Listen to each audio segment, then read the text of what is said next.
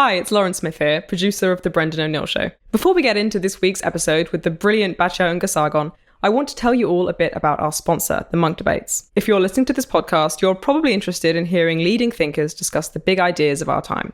So you definitely won't want to miss the next Monk Debate on anti-Zionism. On the 17th of June, commentator Douglas Murray and international law expert Natasha Horsdorf will debate former MSNBC anchor Mehdi Hasan and Israeli journalist Gideon Levy.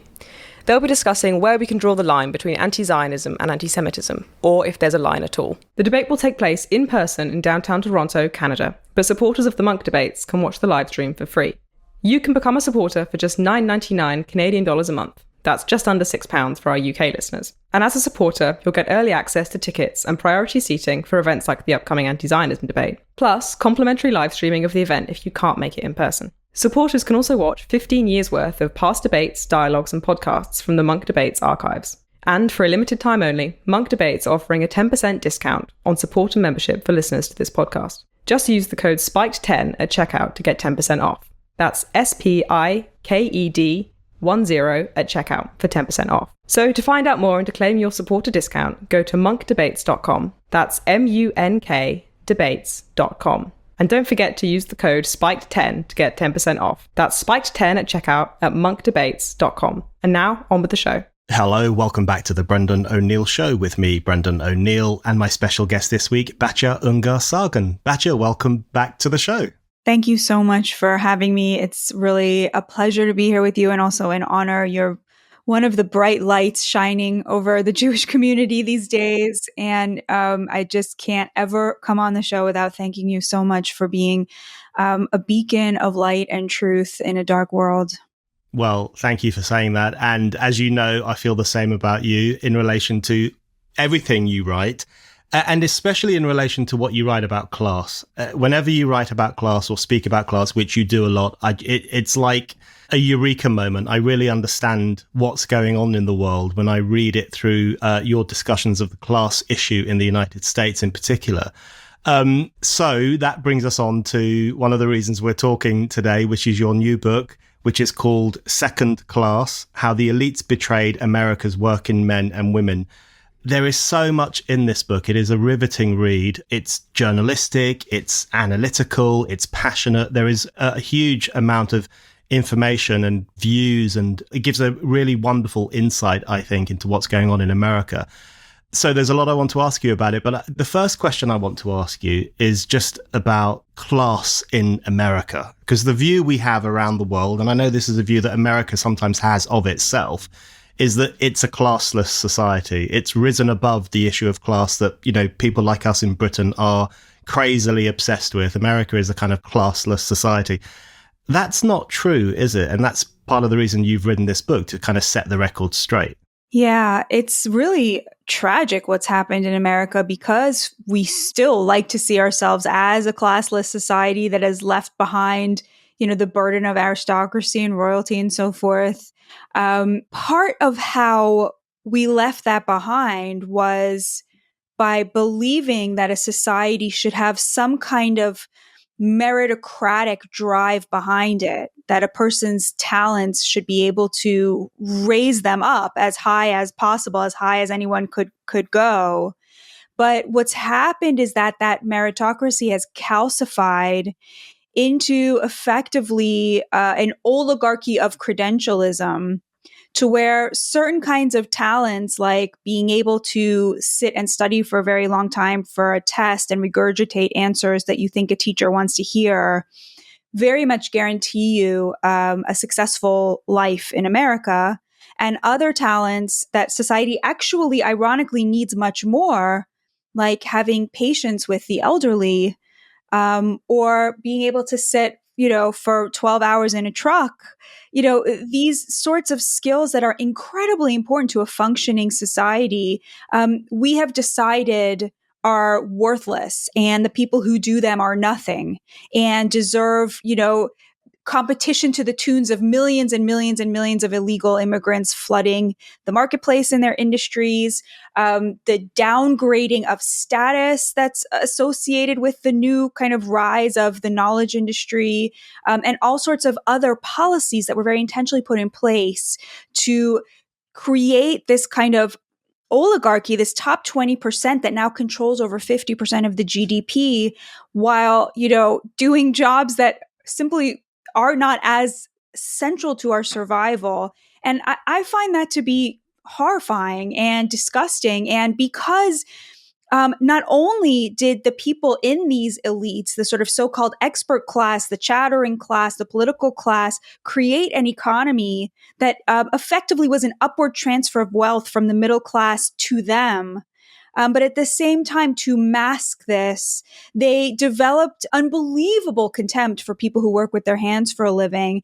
And it became this kind of feedback loop of, well, because these people are contemptuous and, racist or a threat to democracy or xenophobic or whatever, therefore, we shouldn't care that we've shipped 5 million good paying working class jobs overseas. Therefore, we shouldn't care that we've imported, 50 million people to compete in their industries. And so in a way, we have created a class divide very intentionally that separates out this top 20% from the working class. And that's really what I wanted to expose in the book. That is such a brilliant outline of what the book is fundamentally about. And everyone should read the rest of the book to get the real meat of it. It's so useful that you talk about the top 20%. And you make this point in your book that for the past few years, we've wanted to talk about the 1%. I think people have, especially radical leftists and actually the mainstream left, they often feel comfortable talking about the 1%, the crazy rich people who've got amounts of money the rest of us can't even imagine. But you make the point that actually it's more like a top 20% that has been getting richer, often at the expense of working people, and that also are part of this credentialed oligarchy. So they have cultural clout as well, political clout. They treat the 80% with open contempt very often. I want to ask you in a minute who the working class is, because the book opens with that and it's very interesting. But give us a sense first of who is this 20% that's doing these things that you mentioned there?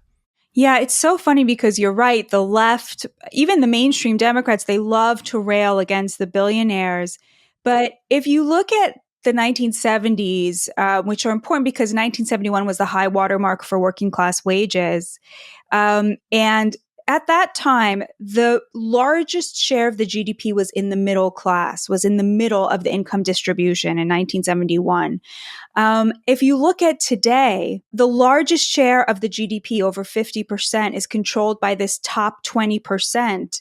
And meanwhile, the share of the GDP that's controlled by the billionaire class has not effectively changed. Between 1971 and today, a little bit, but not essentially. The real upward transfer of wealth has been to the top 20%. The very people who set policy, it turns out they're very good at understanding their own economic interests. I would say that top 20% are people who have a college degree, who work in the knowledge industry. Often they're multiple degreed and often they're married to people who also have a college degree. So we're talking about people who make, anywhere between $130,000 and $400,000 a year. Often these are dual incomes, are clearing $1 million a year. There's a spectrum there, but $130,000 gets you into that top 20%. Now, a lot of people who make that kind of money are living in New York City or Washington, D.C. or California, and they can't afford to buy homes. And so they'll say, well, why are you thinking of us as the elites? We're not living pretty or whatever. But all of this story, this narrative about millennials being the first generation that's poorer than their parents, it's true for everybody except the college educated. If you're a college educated millennial, you're making maybe 2 or 3% less than Gen X was at your age, and you are actually more likely to be able to afford a home. It's the working class who is poorer. It is the working class who is, dying earlier, whose life expectancy is dropping, who have poorer health outcomes. And meanwhile, if you have a college degree in America, you'll make on average $1.2 million more over the course of your career than a person without a degree. You'll live longer, you're healthier, you're much more likely to be able to afford a home, and your life is insulated from the kinds of deaths of despair, crime, drug addiction, all of the things that really plague the bottom end of the working class. So there really is a divide. And obviously class is a hard thing to talk about. There's an economic component, there's a cultural component, but it's so heritable in America at this point that any one of those factors predicts for the others. And that is what makes this really no longer a classless society. That's what makes it a caste, is that people are passing this on to their children and they're hoarding the American dream for that top 20%. Yeah, it's so interesting that you have sections of the left now who are far more comfortable talking about generations rather than class. So they understand the divides in society as between rich boomers, which, by the way, is largely a myth. I know many, many boomers who had a very, very hard life. And between rich boomers on the one side and you know, cash-strapped Gen Z on the other side. And they want to squeeze everything into the generational box as a way of avoiding, as you say, that the fundamental divide remains one of class and the question of what class people belong to and what that means for their lives. Okay, that's a great outline of the 20%. That's really useful. But let's talk about the rest of society in America, the working class. And the book opens with, I guess, what should be a relatively straightforward question to answer, but actually it isn't these days, which is, who is the working class? We have tortured discussions in Britain about this all the time. You know, there's a real pushback by the bourgeois left against the idea of the working class as only old white men, people who work in factories. And this kind of new left will say, actually, the working class is much broader than that. And that's true. There is a much broader scope to the working class, but sometimes I feel like they're trying to redefine the working class out of existence by adding too many layers of society to it. So it can get very confused and it can get a bit tense in the discussion here. So how have you found it in the US in terms of defining the working class, which you set out to do at the start of this book, and people's response to that in terms of, do they understand who you're talking about when you talk about working class communities? It's funny because I sometimes feel like this sort of bourgeois left is trying to define working class so capaciously that it will include them, but not, plumbers and electricians and so forth.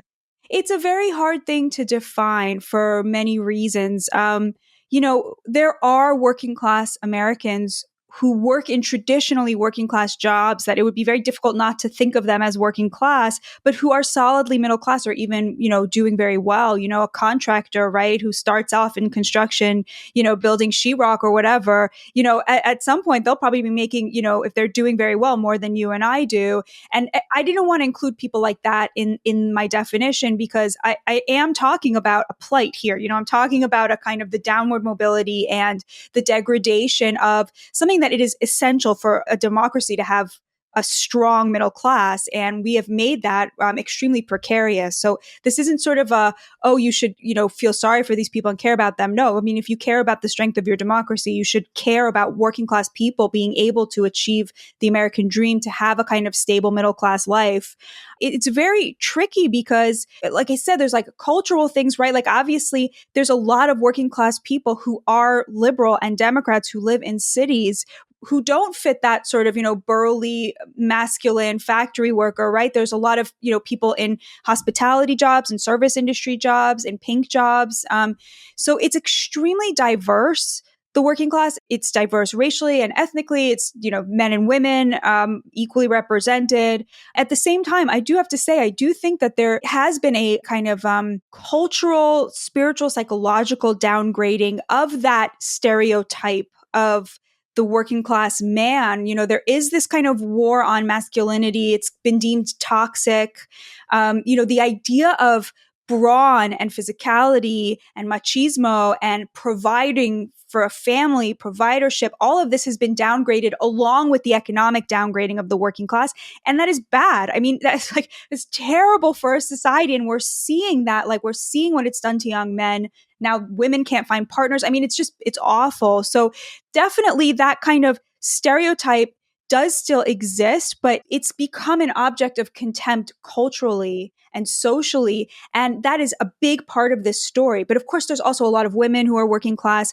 The thing that surprised me the most was that the working class is very economically diverse. So what I found in the book was really, there's three tiers. There's a sort of upper tier, people who are really solidly middle class, own their own homes, are going to be able to retire in dignity. They're not rich. They're not part of the top 20%. They've been locked out of the top 20%, but they would consider themselves middle class, and their children have at least as many opportunities as they did. Then there's the sort of bottom end, the working poor. There are a lot of people who work and work and work and are always one bill away from absolute catastrophe. Their lives are deeply precarious. They're constantly calling the electric company to beg forbearance and create payment plans, constantly having to choose between which bills to pay, knowing that not paying certain bills is going to incur late fees. Being poor is very expensive, actually. They don't have access to affordable healthcare. They don't have access to housing, and just extremely, extremely precarious. And then there's a very big chunk in the middle. And these are people who they're able to cover all their bills. They're actually probably making more now than they ever have before because of the post-COVID economy and the labor crunch. But they will never be able to afford to buy a home or retire. They have no savings, often because much of their savings goes to paying for healthcare, and home ownership is out of the question because of the price of housing, and they have no savings, and they cannot imagine how they'll ever be able to retire. So these were sort of the three tiers that I found, and people were equally distributed. The biggest is the middle one. On the one hand, what would you say the person in the top tier has in common with the person in the bottom tier? But on the other hand, they do, because the thing that unites the working class in America runs very deep. I mean, the first thing is everybody works really hard and really, really respects work and values work and gets dignity and self-esteem from work. So all of these people work full time. And they were also extremely united in terms of the policies that they thought would help them. So that was something that I was really shocked to find, because I spoke to obviously people across the political spectrum, and I found very little distinguished, the Amazon driver who lives in West Virginia and loves Trump, and the gay certified nurse's aide who lives in Florida and voted for Biden as the head of her union shop. I mean, these people agreed on 98% of the things that we spoke about, whether it was LGBTQ issues. The Trump supporter was extremely pro-gay, and the gay Biden voter was extremely, extremely worried about the trans stuff, very, very opposed to it, right? So they agreed on the LGBTQ issues. They agreed on immigration. They wanted much less of it. They agreed on healthcare. They wanted much more of it. It was they agreed we should not be funding the war in Ukraine. I mean, these women were so different in terms of, if you saw people describing them on cable news, you would never think that they had anything in common, and yet they had everything in common. One of the most valuable things about your book is that you do something that few journalists do these days, is that you went around the country and talked to working class people. Over the past few years, especially since the election of Trump, and in Britain since the vote for Brexit, we've had this trend of maybe a journalist will go outside of London or the East Coast and look at working class communities almost like an exhibit. Look at these strange people. Why do they hold these strange views? Why do they vote for stupid things? They might do something like that. But you've actually gone around the country. I think you spent a year traveling around, and you talked to these people and visited these communities and treated them incredibly seriously. And it's a really valuable part of the book.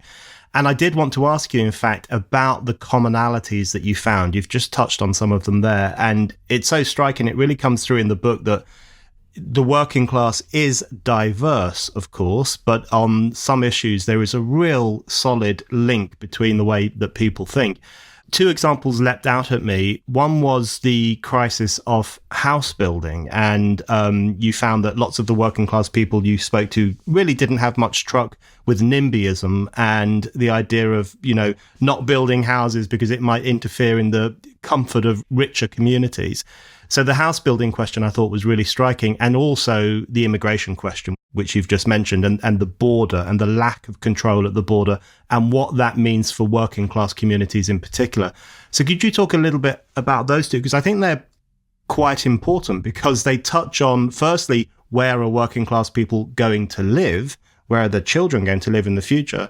And also, who are their competition? What's going to happen to their wages? What's going to happen to the security of the nation in which they live? So could you talk about some of those things that you found? Absolutely. Yeah. I'll start with immigration.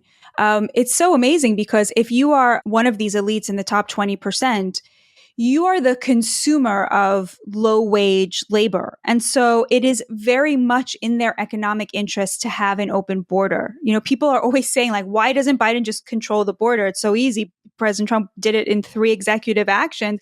Well, his base, this, elite, this educated elite, it's literally putting money in their pockets, because if they had to hire a U.S. citizen to do this job, they would have to pay them a lot more. They like to talk about immigration like it's some sort of moral issue, these are refugees, these are asylum seekers. The truth is they're not refugees. 95% of them are economic migrants who are coming here for opportunities that working class people feel they no longer have. All of this talk about it being a moral case, it's actually masquerading the truth, which is that it is very much in the interests economically of the elites to have all of these immigrants, but it is effectively wage theft of the working class. And whether working class people are liberal or conservative, they agree on this, because it's not actually about ideology. It's not actually about xenophobia, and it's not actually about morals. It's a pure economic fact that if you're going to bring 10 million people into the country and they're going to be working overwhelmingly in the service industry, those jobs are going to pay radically less than they would have when the labor market was 10 million souls tighter, right? I mean, it's like obvious supply and demand, which working class people know because they're very smart about the economy in general, which is what happens when you don't have a cushion. I mean, like, it's, again, so obvious, but like if you have $10,000 or $100,000 in your bank account, you're not really going to know whether tariffs are good for the economy or bad for the economy. You're not really going to know, how this impacts regular people, but they know right away because there's $53.07 in their bank account. And so they know immediately when policy is good for them or bad for them. The idea that somebody who does not have $400 for an emergency would not be voting in their economic interest is just the greatest canard ever told. And yet it's told by these elites to comfort themselves, as an alibi, right? So they can keep catering to their economic needs. So mass immigration was simply a plunder of the middle class by the elites. It was an upward transfer of power. They're still engaged in it. And there's just so much unity among the working class on this issue. And amazingly, the other issue that there's just huge consensus on is healthcare. And it's so funny because in the American U.S. political system, you have one party that will talk about healthcare, which is the Democrats, but open the border, and another party that will talk about immigration, but will never talk about expanding healthcare. So for working class people, who they vote for is a total crapshoot. It's not just that neither party represents them, it's that each party is undermining their interests in a very real way. And so that's why they're totally not polarized. I mean, they would never hold it against somebody for making the other choice because it's so meaningless to them, this whole political thing. The other thing you mentioned was housing. And it's so funny because the real villains in the housing story are liberals, are Democrats, are these, couples of, 2 doctors married to each other, 2 lawyers married to each other. 78% of the land that's zoned for housing in America is zoned for single family detached homes, which means these couples, these very wealthy couples, would get together and create their little community board and pass a law that you can only build a single family detached unit on every parcel of land, which means that effectively, if you have a nice big parcel of land, you can't build a duplex, you can't build a triple decker, you can't build row houses, right? Which keeps the value of these rich people's homes very high, but also makes it impossible for their cleaning lady to ever be able to buy a starter home in their neighborhood. And it's created this huge housing crisis. And it's funny because Democrats and liberals, their answer to this crisis is always, oh, we'll give people vouchers, we'll give people, money to help them compete in the marketplace. But the problem is, if you give people money to make it easier for them to bid on homes against other rich people, all you've done is increase the demand, right? You have not actually increased the supply, which is just going to make the price of housing go up even higher. The only way to solve this is to increase the supply. And the only way to do that is to get rid of these zoning laws. Excellently put. I couldn't agree more. You mentioned earlier another discovery that you made while you were talking to these working class communities, which was just about the value that they put on hard work and on working itself. And that was such a striking part of the book. And you have this really great paragraph where you talk about how the left's view of work in capitalist society as being hyper exploitative and just horrible is not shared by most working class people. And you actually say that some of the people you spoke to almost seem to view their work through a spiritual lens. And you have this great line where you say they see it as almost like a precious inheritance that continued to connect them with their own parents. And I thought that was so well put, because that's something that I've seen in the communities that I grew up in London, where that is how many working people understand their lives, and they do see work as something that doesn't only pay the bills, but also gives them a sense of dignity and autonomy. It gives them control over their lives because they are earning their living, they're earning their way.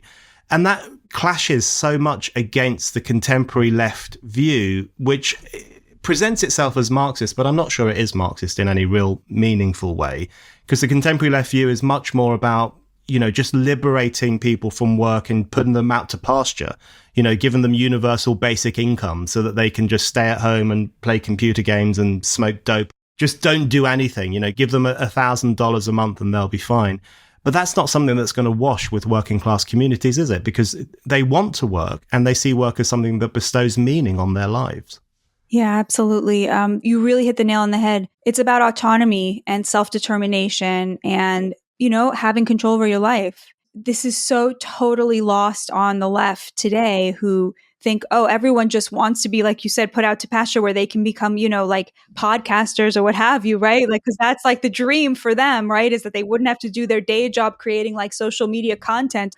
And it's so anathema to how working class people see work. That distinction, that dichotomy between autonomy on the one hand, and then a kind of paternalism embodied by, universal basic income, giving people, expanding the welfare state, having people live off the government, is so key. And I think the reason that the elites love paternalism is because if you think about like who the Democrats are speaking to right now, their base is now bifurcated. They have this rich top 20%, over credentialed, multiple degreed elite. And then they also have the kind of dependent poor, people who live on the government.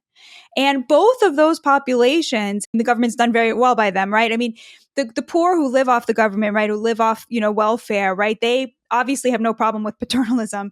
But the elites as well, the institutions have really delivered for them, if you think about it, right? Like every institution, every authority figure has been on their side, propelling them upward into their position of immense privilege. And so they have an immense trust for the system and for the government. And which is why when all of this COVID lockdown stuff happened, they immediately were like, yes, trust the science, right? By which they meant like just have blind faith in these institutions, because they have blind faith in institutions because their entire privilege rests on the existence of these institutions. So why wouldn't everybody want that? But to working people, the institutions have often failed them in really big ways, often screwed them over. Politicians they see as, basically useless at best, extremely harmful at worst. They really just want to be left alone. They just want their hard work to pay the most basic, modest version of a dignified life. And it's funny that you say that you also encountered this kind of like spiritual connection to hard work, because I thought it was very American, the sort of Protestant ethic, right? Like this Weberian connection to like, we work and that is who we are and that is our religion. To them, their labor truly is inalienable. Like as long as they are willing to work hard, that's something no one can take away from you, is your willingness to work hard. And so it should be that if you are willing to work hard, you should be able to support your family. And it's appalling that that is not the case. I mean, it is an absolute outrage that that is not the case, that the Democrats abandoned these people. I mean, it's outrageous, but you never hear it spoken about that way, I think, because the Democrats are in very deep denial about it. They developed the whole woke ideology to mask that this was happening. And the Republicans, of course, love it. And they don't want to point this out because they don't want to have to deliver for these people from an economic point of view. And so there's this almost sort of code of silence around it. Absolutely. In the Irish community I grew up in London, there was huge emphasis on hard work and a real instinctive wariness of welfarism. Sometimes that might have crossed the line into prejudice against people who are reliant on welfare, perhaps, but just a kind of wariness of any offer of welfarism as the solution to one's problems, a really instinctive pushback against that ideology and a preference for getting your hands dirty in order that you can carry on living with your family in a community. So yeah, from a different religious perspective, a kind of similar valuation of tough graft. I did want to ask you about the credentialed oligarchy and what we're talking about here, how this works, I guess. So in the book, you make it very clear that a college degree is a central part of the new class divide in America. So if you've got a college degree, you're different to the people who haven't got one, or the people who work for a living, the working class communities. And I wanted to ask you to spell that out a bit, because what's very interesting in the book is that I tended to think that that was simply the credentialed oligarchy was largely about cultural reproduction. These are the institutions through which the new elites fortify themselves in their new ideologies, in their networking, in what they believe. This is the system through which they create those belief systems and then adhere to them and try to foist them on the rest of society. But you make the point that actually in the US, a college degree is also a really powerful indicator of what you are likely to earn and your ability to move up the economic ladder as well as the cultural ladder. So would you see the credentialed oligarchy as being a combination of two things? Getting a college degree is a way of boosting your economic clout, but it's also a way of ingratiating yourself with the new elites and their ideological beliefs. Yeah, and I think it's so tightly connected. You know, people from other countries are always being like, you guys exported this horrible woke ideology and now it's everywhere. But I think it really developed as a way of masking how rich the liberals had gotten. They weren't willing to see themselves as rich or admit that they were rich, but they are. They make starting salaries double the median income, and they created an entire cultural ideology to go in tandem with this economic prosperity, so they could still keep seeing themselves as the heroes, you know, in some sort of Manichaean drama between good and evil. Like they're on the side of the little guy, they're on the side of social justice, while actually lining their pockets with this plunder of the very people they pretended to be caring about. And I mean, that's sort of how I think it worked in tandem, where like the Democrats who used to represent labor, when they would talk about the economy as recently as the 90s, they sounded a lot like Donald Trump, you know? And then something happened. They realized there's more money in the suburbs, and that cultural elite started to become an economic elite, you know, coupled, of course, with the dependent poor, and leaving 70% of Americans who work really hard for a living kind of out in the cold. Here at Spiked, we know that many of you dream of becoming your own boss, but we also know that going your own way comes with all sorts of challenges. Luckily, there's a simple way to escape your pesky 9 to 5, and it sounds like this. That's the sound of another sale on Shopify, the groundbreaking all-in-one commerce platform that can help you to start your very own business. Shopify empowers up-and-coming business owners like you all over the world, whether you trade in DVDs or bonsai trees, by simplifying how you sell goods both online and in-store. Starting and growing your own business has never been this easy. Shopify brings your entire business under one simple online dashboard. This means that you can manage orders and take payments without a second thought, giving you time to focus on the big picture. Don't worry about losing your freedom. Shopify's simple customization tools and business courses ensure that the direction of your business stays with you. Shopify is simply there to give you a hand. So what are you waiting for? If you like the sound of going your own way, get started with Shopify today. Sign up for a £1 per month trial period at shopify.co.uk/Brendan. That's shopify.co.uk/Brendan to take your business to the next level today. Shopify.co.uk/Brendan. Okay, I want to ask you a bit more about colleges and universities, broadening out a little bit to look at what's going on right now.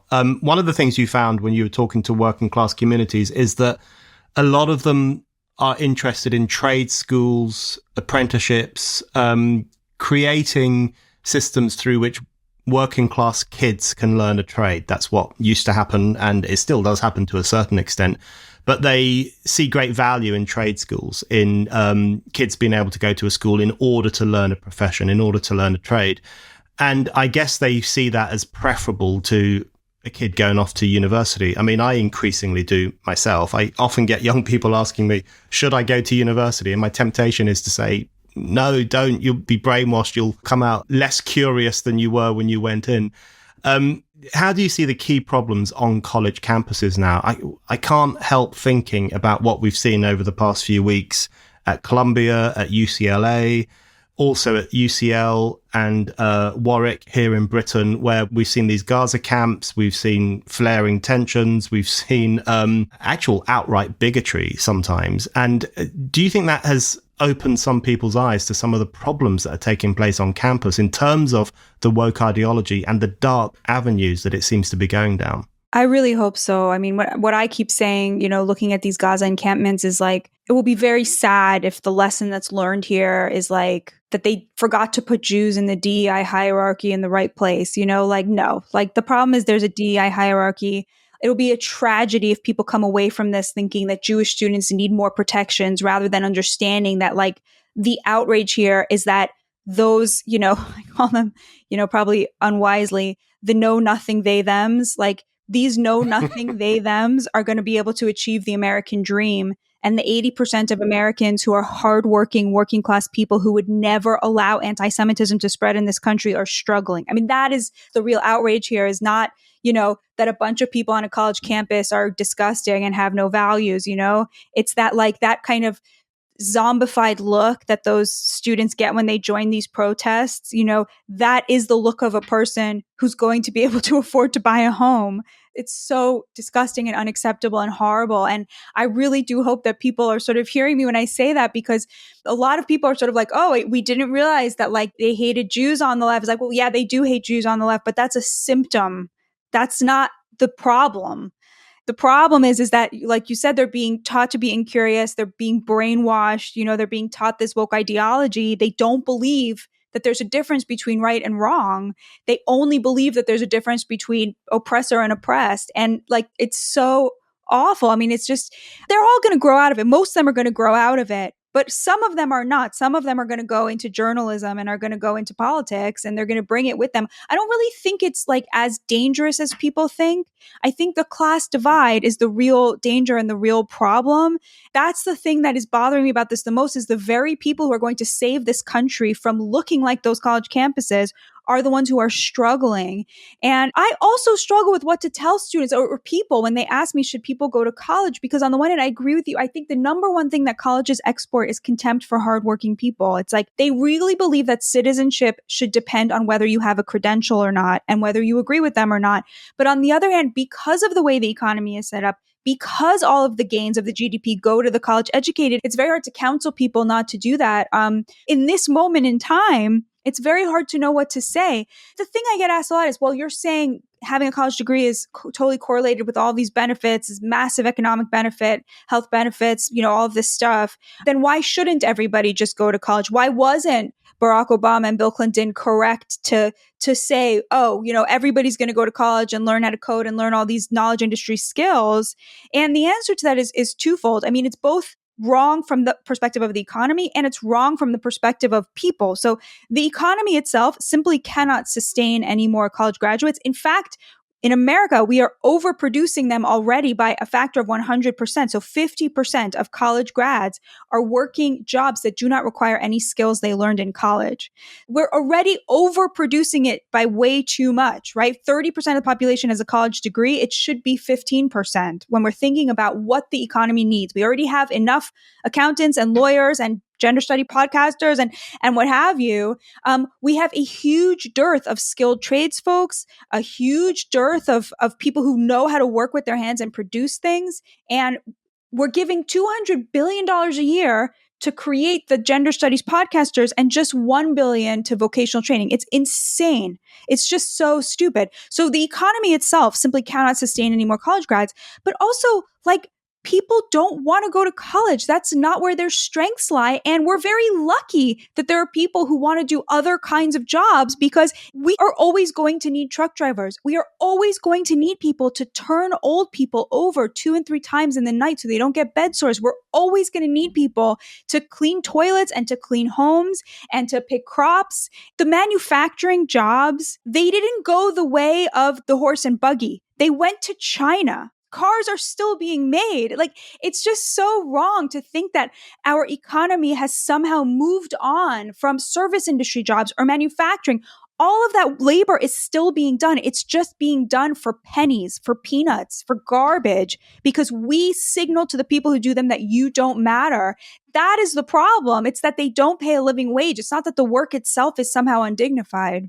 Listening to you there, it really brings home a point you make in the book and a point you made earlier in this conversation, which is the lack of valuation we give to some of those tasks in society and jobs in society that are so important. Society can't function without them. Even something like turning an elderly person, as you say, every 3 or 4 hours to avoid that person getting bed sores or getting very ill and allowing them to live longer. I mean, that is a really important job in society, but the people who do it tend to be pretty badly paid. Certainly in the UK, care home workers are paid terribly. They are not valued in any serious way, culturally or socially. Whereas the university kids kind of hog the limelight and see themselves as hyper-virtuous and have that tendency to look upon the workers of society with contempt. These idiots, some of them vote for Trump, some of them hold backward views, they're old-fashioned, they don't know all 72 genders. So it does come down to that class divide. I think you're absolutely right that one of the most infuriating things about the Gaza encampments is not just the idiocy on display and the bigotry on display, but also the knowledge that we have that those people are going to, for the most part, waltz into a pretty nice life and a pretty well-paid job and a pretty influential existence, while people who are not anti-Semites and not idiots and actually are very productive are going to carry on slogging it out and not quite achieving the American dream. So that is a really grating thing to think about. But one more thing on the college campus stuff itself. I think you made a really important point there about the mistake of the current Gaza camp situation. One of the mistakes that we could make is by saying, well, Jews have to be included in the safe space. They have to be brought on board to the politics of identity. They have to be brought on board to the whole DEI ideology. And as you say, that would be completely the wrong message to take, because those things are actually the foundation stone on which this new anti-Semitism is built. Because the more you judge society by the oppressed versus the privileged, or white versus black, or Jew versus Muslim, however these people conceive of their identitarian hierarchy, the more you're going to actually unleash this new Jew hatred. And that's what we've seen. So we could go further, couldn't we, and say that actually, far from Jews being brought into DEI, it's DEI that has screwed things up for Jews on campuses and in other sections of society. Yeah, I completely agree with that. It really has. And I think, a lot of Jews are progressives in America. And so they spent, the last 10 years, 5 years, 4 years seeing protections being granted to, students of color or trans students, right? They saw the universities protecting those students from having to even hear that a speaker like Ben Shapiro or Heather McDonald was on campus, right? Sanctioning violence against these speakers, right? And they, I think, were shocked, like, wait a minute, how come suddenly the very people who said, silence is violence, and, even the existence of these speakers they don't like on campus, like, they must be protected from this. And suddenly we're literally having to hear chants about, Intifada revolution, and we don't matter. And why are they now siding with the other side? So I think the impulse of the students was to feel, unsafe and to assume the language that they had been taught was their right as a minority. But I think pretty quickly they realized that no, like, first of all, you're not unsafe. Just watch the videos of these protesters. They're all ridiculous people. They are not physically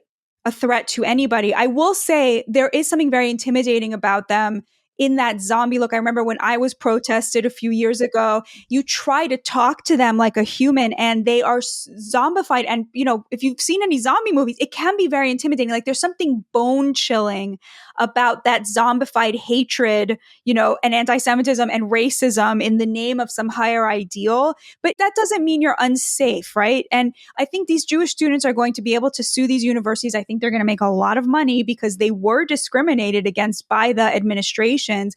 But to turn around and say, like, no, we need the protections they gave the trans students, I find that so offensive as a Jewish person. Like, no, it was not okay when they were treating conservatives like this. It was not okay when they were talking about white students like this. And it was not okay when they were talking about America like this. The fact that they now talk about Jews and Israel the way they talk about white students and America, like, yeah, you're putting us in the right category. We stand with America. We stand for this country. We stand for free speech. And we're not going to go down without a fight. Absolutely. Very well put. And I really agree on the zombified nature of some of these radical students. I got protested against a few years ago at Oxford University, and I wrote a piece describing them as the Stepford students because they have this zombie feel and they behave in the strangest way. Like they will say to you, I am no longer carrying on this conversation, and then turn away. It's this very strange antisocial robotic approach that they have, and they're intimidating in that sense because they're so strange. But you're right, they couldn't fight their way out of a paper bag. You know, seeing them receiving humanitarian aid through the gates, which basically means their Starbucks order or a blueberry muffin, there's something comical as well as obviously worrying for the Jewish students who've had to encounter this. They have oppression envy because they've built this worldview in which they don't have a right to say what is right and what is wrong. Like they have been taught and they have been convinced that they have no right to an opinion on, you know, virtue versus vice, good versus evil, and that distinction doesn't exist. And so how do you make sure that you're doing the right thing? You have to be of the oppressed. And because these are the most privileged humans on planet Earth, you're right. They started talking about bringing them humanitarian aid. And there's this really funny Jewish American comic, and he does this great parody of the students and their demands. And in one of them, he had, a photo of himself, and he was holding a sign, and it said, Palestine will not be free until we are all gluten free. And then at the bottom, it said, end the Holocaust. And he's just fabulous at like taking the mickey. It's so good. Yeah, it's so true. And I think that's the fashion for the keffiyeh scarf as well. It's so transparent that you have these, privileged, very privileged, normally white kids, whatever happened to cultural appropriation? They've completely forgotten about that. And they're putting on this scarf just to fleetingly feel a little bit less bourgeois, a little bit less white, to make a connection with what they view as a very oppressed people. It's such a transparent exercise in, as you say, oppression, envy. Okay, I want to do a bit more positive stuff before we end the conversation, especially in relation to the working class. So, the 20% are going to be okay for the time being. Those kids on campuses are going to be okay, unfortunately, even though they're making a show of themselves in the public arena. But let's talk about what's going to happen to the working classes. The second part of your book is about what can be done to improve the economic and cultural standing of working class communities. And there's loads of interesting ideas in there. I just wanted to ask you, I think I've asked you this before, but I find it a dilemma in my own mind. So I'm always keen to hear other people's thoughts. Where would you put the emphasis? I mean, obviously, in a practical, everyday way, working class communities need economic improvement. They need well-paid jobs. They need to have more houses being built so they've got somewhere to live. So there's a very practical need for an economic boost in working people's lives. But there is also something to be said for more cultural respect, less contempt from the coastal elites or the credentialed oligarchy. And that is something that working class communities, as you write about, are pushing back against very strongly, not only against their diminishing economic prospects, but also the contempt with which they are treated by the democratic establishment, sections of the left, the woke media, and so on. So they've got a lot on their plate, haven't they, in terms of how to turn things around so that they are more to their advantage. Where do you see the emphasis in terms of economics and culture? I think for me, economics is extremely important. Jewish people are not portrayed very nicely in American culture right now, but we don't really care because by and large, we're doing fine economically. Like the contempt of other people matters a lot less when you have, a comfortable life. The contempt in the culture, it has to be pointed out. It's extremely important.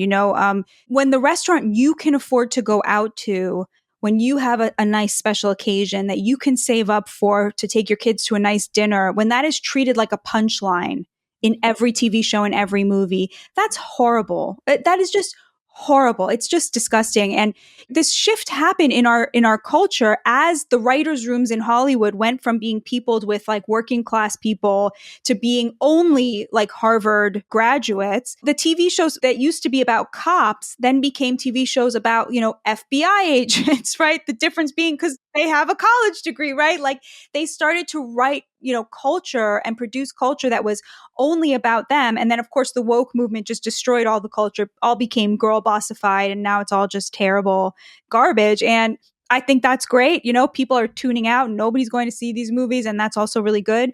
But, to me, this thing about like the restaurant you can afford to being a punchline, like it would hurt a lot less if like you had chosen that restaurant because you really like the food there. You know what I mean? Like I have a lot of things that I know are a punchline, but I don't care because I like them and I choose them. And so I think to me, the economic prosperity thing is key. And I think it's also really important to point out, they don't want handouts. They don't want redistribution. Like the way we solve this is not just higher taxes on the rich and then give them money. Like they don't want that. What we have to do is both easier and harder. And it's to create an economy that is itself driven by free market forces, but is better at redistributing the wealth, because all of these interventions that gave all of this money to the top 20% would no longer be there. I mean, it's not about redistribution. It's not that the market doesn't work. It's that interventions were made very intentionally to favor the elites and to disfavor the working class. Like NAFTA, it's a free trade agreement, right? Like that was signed into law by Bill Clinton that resulted in shipping 5 million really good paying working class jobs overseas. That was an intervention by the government. That's not a free market. You know what I mean? That was the government putting its thumb on the scale to get cheap products to the moneyed class at the expense of the jobs of the working class. And so the second half of the book is just a bunch of like totally nonpartisan solutions to these problems where we could slowly start building an economy that was a little bit more equitable to the people who work the hardest. Hi, it's Lauren here. I just wanted to let you all know that Spike's internship program is now open for applications. We're looking for an aspiring journalist to join our team on a 6-month paid full-time placement. You'd be working with us at the Spiked office in London, helping us do everything from putting out our articles to producing podcasts like this one. And you don't need any prior experience to apply. What we're looking for is someone who has a spark for journalism, writing, or podcasting, and who has a passion for our pro-freedom, pro-human message. Everything else you can learn on the job. I started at Spiked as an intern, so I can highly recommend applying for this. It's an amazing experience, and you get to earn while doing something you love. There really is nowhere better to kickstart your career in journalism. To find out more and to apply, go to spiked-online.com/interns. That's spiked-online.com/interns. You have until Sunday, the 19th of May to apply. Good luck. There is so much food for thought in there in terms of the solutions that you propose or the ideas that you put forward for improving working class people's lives.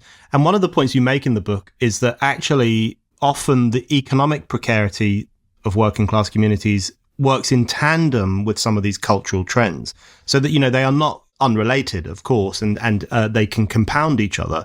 And, you think of the border question, for example, which, as you write about, working class communities experience that as an economic assault when the border is just not controlled or not policed or not secure.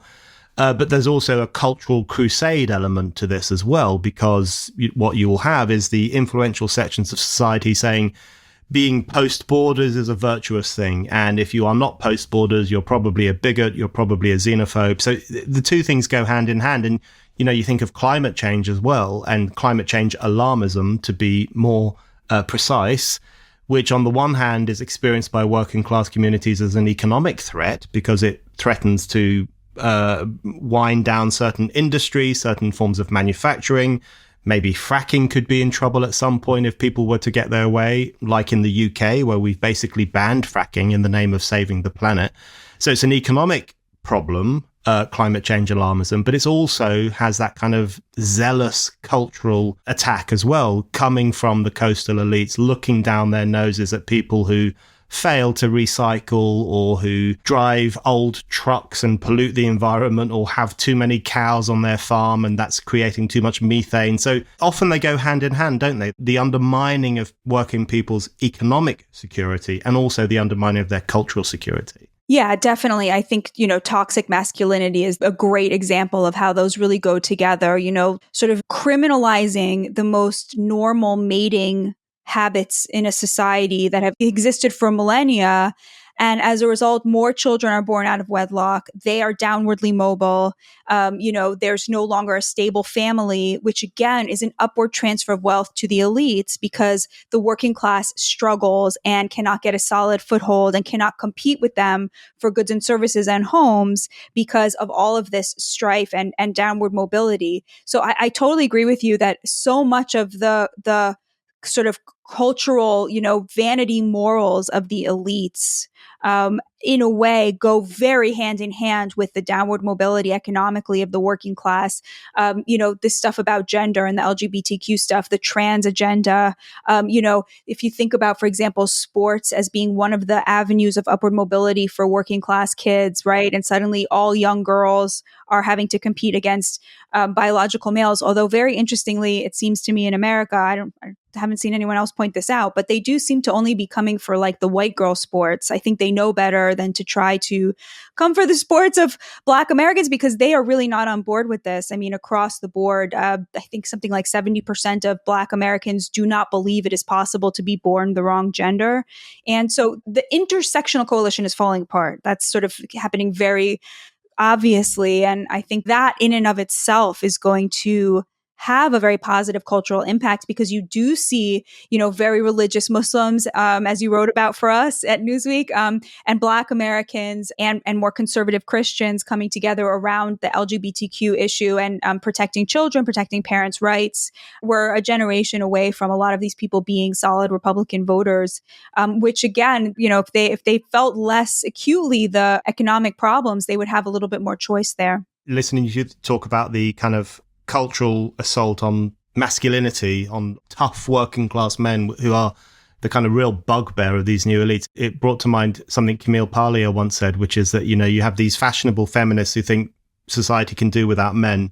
And all it will take is one disaster, natural disaster or otherwise, for everyone to realize that the only thing holding our culture together is masculine men of the working class.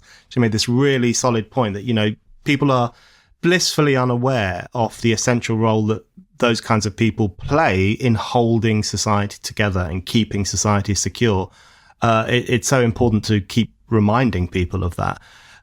You mentioned there the coming collapse of the intersectional movement, and I think that we're already seeing that. We see it in the US, we see it in the UK as well, where there have been protests outside schools, largely by Muslim parents who don't want their kids to be taught that gender is fluid or that there's no such thing as a mother, or to use terms like birthing parent. They just don't want their kids to be taught that stuff. And there's a lot of that in America as well, with Latino parents, Muslim parents pushing back against some of this agenda. And I think, of course, people write them off as bigots, but in truth, they have a very clear understanding of the importance of family, the importance of mothers and fathers, the importance of a disciplinarian father in the home. The importance of all of these factors in terms of their own cultural security and their own economic security. So I think they have a very clear understanding of the threat that woke poses to their everyday lives. But I did want to ask you in relation to that, another development in the US, of course, is the more Latinos opting for Donald Trump as a presidential prospect, more African-American voters doing likewise. That's a further indication that this intersectional stuff is falling apart and not before time. So I did want to ask you what you think Trump's prospects are this year. Do you still think he represents a sense of rage amongst working class communities, that they still view him as a cudgel that might be used to push back against these establishments that are harming them both economically and also politically? I think that he represents an economy that is weighted more in their favor. I heard from a lot of people when I was writing the book who had not voted for him and yet had to admit that he had put money in their pockets and they weren't sure how they were going to vote this time around. And there's so much work being done to obfuscate what was working about the Trump economy.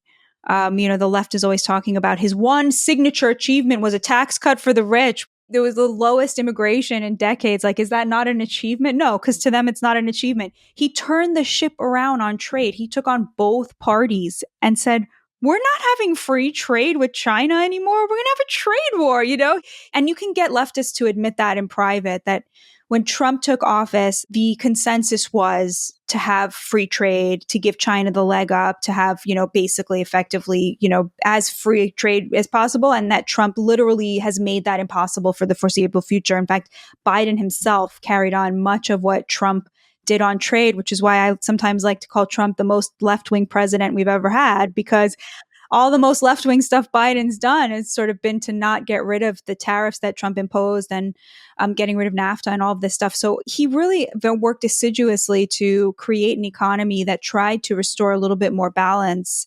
And a lot of work was done to obfuscate that, but it's so clear right now. People are really unhappy with the economy. They're really unhappy with immigration. Biden insists on talking about and thinking about immigration in sort of racial terms, but the vast majority of Americans think about it now in economic terms. And that's just become so unignorable. And if you think about, his support with Black men, so in 2020, he was polling at 8% of Black men and he got 18%. He's now polling at 35% of Black men, which is like a historic number. And there's a lot of pressure not to admit that. So those are probably an undercount. If that sort of comes to fruition, it's sort of, I don't want to say game over for the Democrats because the Republicans will probably screw this up. Like, these people are not defecting from the Democrats to the GOP. They're defecting to Trump. And there's obviously like so much energy in the Republican Party devoted to trying to get rid of Trump and everything he represents. They're desperate to get back to the sort of free market, Reagan version of things, the Nikki Haley version of the party. If they do that, all of these voters are going to just immediately disappear. But for now, I think that he really did have an idea of how to create an economy that works for the working class, not for the poor and not for the rich. On that tax cut that they love to mention, the rich actually got the lowest percentage of a cut. Of course, they got the most money back because they have so much money, but the highest percentages, 15%, 20%, 25% tax cuts went to the working class and the middle class. And the Democrats may not want to admit that, but working class people know that because they put money in their pockets and they knew it. And that was undeniable to them. So when people on CNN and MSNBC say he had one signature achievement and it was the tax cut for the wealthy, they know that's not true. And that leads to this alienation from the liberal left. Okay, Batya, my final question for you is about the left and the prospects for it coming to its senses. That might be a long way off, but interesting things are happening in certain left-wing movements around the world, I think. In Germany, for example, among the Social Democrats, sections of the Social Democrats, there is a growing recognition that the woke stuff's not working. Getting into bed with neoliberalism may have been a bit of a mistake. Maybe we need to start thinking about a politics that appeals to where working class voters are at. In the UK, we have some of that as well. We have lots of interesting voices in the media and maybe around the outskirts of the Labour Party who are making a similar argument. You've mentioned Bernie Sanders before, and you talk about him in the book. I think he probably failed on his promises, but he certainly was a left-leaning populist who, for a period of time, was able to connect with working class people's concerns. As a kind of left-leaning populist and someone who takes working class people very seriously, so seriously that you've written an excellent book about what they think, what do you think is the prospect for the left realizing that it's gone down a very strange rabbit hole that has alienated it from the sections of society it was founded to represent, and coming back to some kind of sanity anytime soon? It's a really good question. When I was writing the book and I realized that the combination that most represented the working class was a pro-gay, anti-trans, anti-immigration, pro-healthcare agenda, if you had asked me which party has a lighter lift to get there, I would for sure have said the Democrats, because the healthcare thing is so important, and immigration, like, they used to believe that you should control the border. As recently as the 90s, this was the Democrats' position, whereas the Republicans have never wanted to talk about healthcare, So I thought it would have been a much easier lift, but I can tell you, just since the book has come out, I can't get any Democrats to talk about this, whereas the Republicans are very eager to talk about it. And when I tell them they should be talking about healthcare, they say, that's so interesting. I never thought about that. You're right. And I think it should be so easy for President Biden to wake up and say, you know what, I was wrong about immigration for the right reasons. I felt sorry for these people, but I hurt you. I'm sorry, I'm closing the border tomorrow. How hard is that? I mean, Trump already laid out the roadmap, but it's very hard for him because the donor class of the Democratic Party, if the donor class of the Republicans only care about tax cuts, the donor class of the Democratic Party is part of this whole NGO liberal revolving door with the Democrats. And they are very, very, very left on all the cultural issues you brought up, on gender stuff, on immigration stuff. Like, they really hate the working class. They don't accept that this is where 70, 80% of Americans are at. Trump was able to say, screw you to the entire Republican donor class. And a lot of working class people noticed that and they respect that about him. Is there anyone on the Democratic side who can do that and say, I'm going to represent the people? I think John Fetterman could. I mean, he's the guy who's sort of standing out right now as someone who really does not care what anybody thinks and is just going to follow his heart. And he's very in touch with the working class. That's kind of the leadership that we would need, is somebody to say, hey, I talked to these people. They're good people. They just want a decent life for their kids. How about we try to give it to them? I'm not a good predictor of things. I wouldn't have predicted Trump either, right? I mean, is there anyone else in the Republican Party who could do what he did? I mean, could Josh Hawley pull this off? No. Could J.D. Vance pull this off? No. So it's sort of depressing, to be honest. On that note, Batya, thank you very much. Thank you so much for having me. God bless you.